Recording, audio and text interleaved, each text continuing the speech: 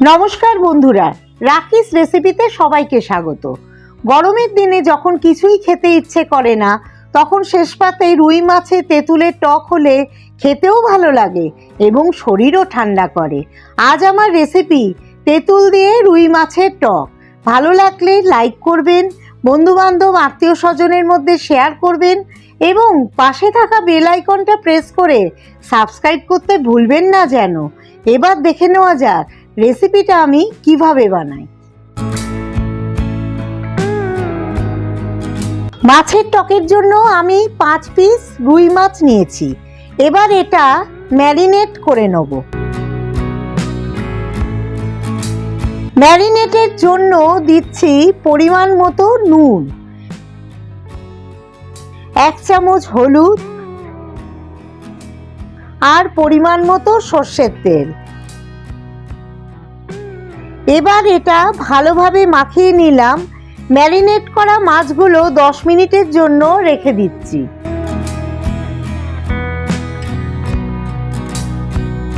মাছের টকে আর একটা main ingredients হচ্ছে তেঁতুল। আমি 50 গ্রাম পুরনো তেঁতুল বাজার থেকে কিনে নিয়েছি। এই তেঁতুলটা 10 মিনিটের জন্য জল দিয়ে ভিজিয়ে রাখছি।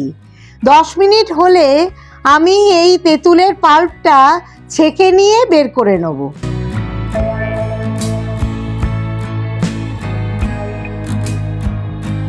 কড়াতে আমি মাছ ভাজার জন্য পরিমাণ মতো সর্ষের তেল নিয়ে নিলাম।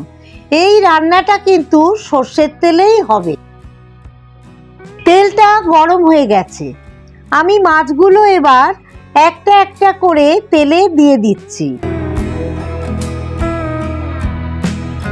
মাছগুলো উল্টে পাল্টে ভেজে নিচ্ছি।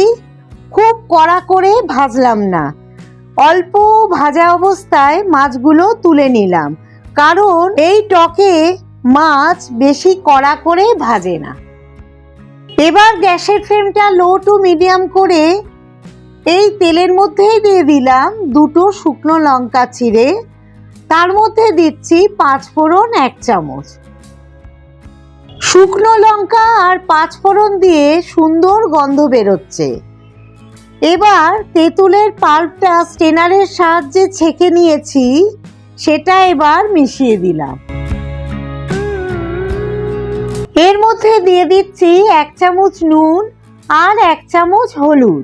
তার মধ্যে দিচ্ছি 1 টেবিল স্পুন কাশ্মীরি লঙ্কার গুঁড়ো।